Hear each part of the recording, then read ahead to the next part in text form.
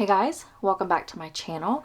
In today's video, we're doing another recording of my beginner fountain pens and basically the only fountain pens that I use in my Hobonichi Cousin and my common planner. So if you would like to hear about my beginner fountain pens and then also the ink that I use in my Hobonichi Cousin and all of my planners, then go ahead and keep watching.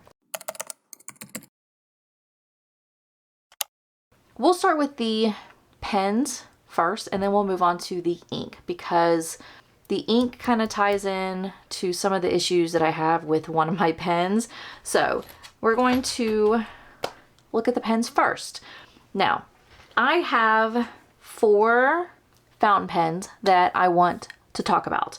3 of them I actually use, but 2 of them are kind of the ones that I use on a recurring basis. So let's go to my absolute favorite pens that I use, fountain pens, and that would be, both of them were purchased on Amazon. Both of them are fairly inexpensive, but the cheapest pen, and actually probably the one that I gravitate toward the most, is this one. This is I'll put the name on the screen because I do not have it handy, but this pen when I bought it was $16 and it is the cheapest fountain pen that I have bought, that I have ever used. So this is a all black, let me move this out of the way so we can see this better. So this is an all black fountain pen. It does have a fine nib, which is the majority of my pens. That's what I prefer.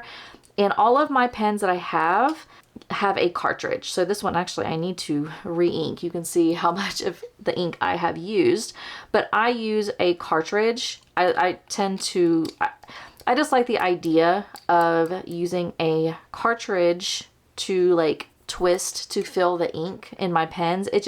That just seems to be the easiest in my mind, but I don't really know if that's the fact. I've never had any other type of fountain pens, but this pen is a slightly weighted pen. It is not a super cheap plastic pen. I think this is supposed to be a metal pen or something of that manner, but it is, the reason why I gravitate toward it is a very comfortably feel when you're writing it. So even if you post the cap, it's still very well balanced for writing. So this is probably the pen that I prefer to use out of every other fountain pen that I have. So this would be, if you want to choose a beginner fountain pen, this is definitely the one that I would recommend. It's $16 on Amazon. There are a ton of different colors. I think there's a red, a blue, a green. There's this black. I think there's even a silver one and maybe even a couple more. I actually want to possibly get the either blue or the green one, but I wanted to try this one out first. I have had this for several months. I have never had a clog. I've never had any issues putting ink in, or whenever I'm trying to clean the pen, I don't have any issues when I try to clean it. So this is just a very comfortable, smooth writing, great option for beginners if you're trying to get into fountain pens. So this would be my #1 choice. The other pen that I gravitate toward is this one. This was a newer purchase. I think I've only had this for a few weeks. This I also bought on Amazon. This is, I think, actually, I don't know if this is more expensive than the TWSBI, but I know it's $50-something, so it could be kind of in line with what the TWSBI is, depending on what TWSBI you get. But this is a very heavy metal pen. This is a pocket pen, and to post this pen, you have to twist the cap. But this is what it looks like. This pen I got because on the Amazon site, it actually said that this was the King of England's recommended pen. It had some awards to it. I don't know. I thought this would be very comfortable to write with, and it is. So again, this is another one of the converter fountain pens, which actually I need to put more ink in this one. It is getting kind of low, but this is a converter as well. But I will say this is a very heavy pen. Specifically, I do not use this in Post-it because it's too much weight on the back end for me. So this is definitely a pen that I do not post, but it is still very comfortable to write. This is probably I think this is a smoother write. Like when you write, this is much more smooth than this pen. So this is a very smooth pen. It is more expensive, obviously, and it is definitely much heavier than any of the other pens that I own. But this is probably my second most used pen. So this is my number one. It's also my cheapest pen. This is my number two, and I think this is, maybe my most expensive fountain pen, which is a little over $50 on Amazon. So these are number one and number two. The other pen that I do use is this TWSBI. This is the TWSBI Eco. It is everyone's kind of default, in my opinion. If you're looking for a pen, this is the one that, like, as soon as I wrote fountain pen or I searched fountain pen, the TWSBI is what came up in my search box when I was getting into pens. This was my first ever fountain pen purchase. This is, again, obviously a converter pen. It holds a lot of ink. I mean, it holds this much ink in it, so it's definitely a very big capacity if you're looking at filling your ink and not having to refill it multiple times during the month. This is definitely the route to go. The only reason this is not my number one pen is it is a thicker body, and I prefer a thinner grip whenever I'm writing. I do not like the feel of having a very thick body style pen, and that's the only reason I don't gravitate toward this. This is, again, a fine nib. All of my pens are fine nibs, I think, but this is a good choice if you're looking for something that's you'll be able to put a lot of ink in your pen, and it's super, super light. It is a very, very, very, very, very light pen, and this is a very good option if you're looking for a pen that you don't really know, if you're going to like fountain pens or not. This is also a very good choice and a very popular choice of fountain pen users. So I definitely would recommend. I also have the extra fine in the TWSBI, and I do not like that one. It's too scratchy. It doesn't write as well. And so I definitely have a fine, and that would be this is the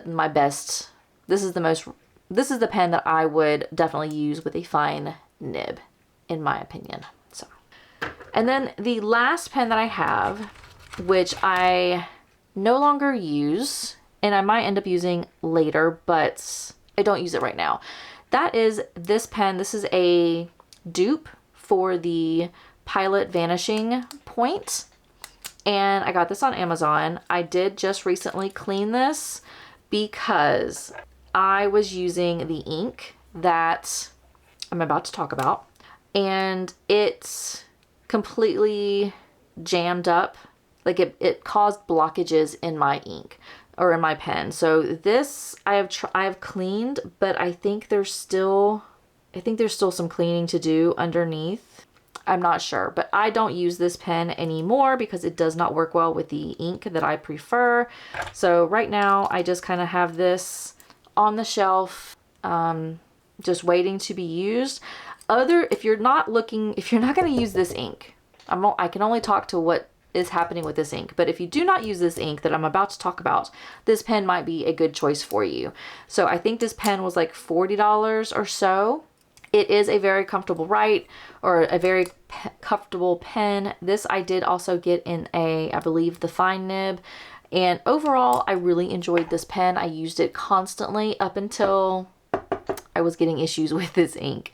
So this would be a good choice if you're not using Diatramentis Document ink. So this is my absolute favorite ink, and you can't really even tell how much I've used, but this is the only ink that I have in any of my fountain pens, and that is because I do not like smudges. And the Hobonichi Cousin and the Common Planner both use Tomoe River paper, which is very good for fountain pens, but the ink does not absorb into the paper. It kind of sits on top of the paper. And so if you have a ink that is not like water resistant or anything like that, there is a very good chance that you will have smudges. I have some other like Sailor ink, and then I have 2 or 3 other ink brands that are not archival waterproof ink, and I did not like using them because I would get smears on my paper. If you do not have Tomoe River paper, you have some other paper brand, then you know those other inks might be perfectly fine, but I prefer to use Diatramentus document ink. And I had been told in one of my YouTube videos that this ink, because it is waterproof, the consistency and the whatever's made in here, I do not know. Don't come at me. I honestly I don't know what this ink is made of compared to other inks.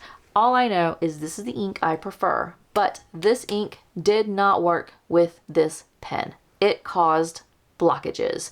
Even if I cleaned the pen, or when I had this pen and I cleaned it and I re-inked it after it was all clean, as soon as I re-inked it, it would work perfectly fine. Literally the very next day, it would be blocked. So I will say this ink, you have to be cautious about with your fountain pens because it could cause blockages, which has been the case for this one, but I have had no problems with blockages in any of these other inks. So I will just put it out there. So I don't want anybody to come at me that they buy this ink and they put it in their fountain pen and it jams up or it blocks, you know, the flow of ink or something happens. I'm making a huge disclaimer. If you use this ink, it might not work with your pens. But these 3 pens that I currently have, these, only these, if you buy any of these pens with this ink and yours does not work, I cannot tell you why. All I know is this ink works with these 3 pens, and that is what I use. So these are my 3 primary fountain pens, but in reality, these are the 2 pens that I use in my Hobonichi Cousin and in my Common Planner every day. I use these so far in 2024. I have used either one of these pens every day in my daily journal, my daily pages in my Hobonichi Cousin. So for the last 90 something days, I have used these pens with no issues. So that is my recommended fountain pens for beginners. So if you're looking for a fountain pen that just the cheapest one that you can find just to see if you like it, this is the route to go. Super comfortable, $16. It's a convertible. It's a converter, very smooth writing, really good choice if you're looking for a beginner pen that has more weight to it. If you do not like the feel of super light plastic made fountain pens, then try out this one. This one was 50 something dollars. Very heavy metal body, converter, very smooth writing, fine nib, no complaints, just very much on the heavier side. And then if you have a Hobonichi Cousin or Common Planner or some other type of planner that has like Tomoe River paper or very thin fountain paper, not regular like notebook paper. If you have Tomoe River paper or something of that nature and you do not like to have smears, or you just want something that's going to write very cleanly and you don't have to worry about, you know, water drops or any kind of adjustments to any of your lines, then Diatramentus document ink in black is the route to go. So that is my beginner fountain pens. That is what I use in my Hobonichi Cousin and in my Common Planner. These are my go-to pens. Obviously, I have to re-ink these because I have used them so much that I need to put more ink in them. That is how much use they get, and I love them. So thank you so much for watching. I definitely will make sure I have the links of both of these pens, or actually all of these pens. I'll have all of the links and everything down below if you would be interested in purchasing them. And with that, thank you so much for watching. Please make sure you like and subscribe, and I will see you in my next video. Bye.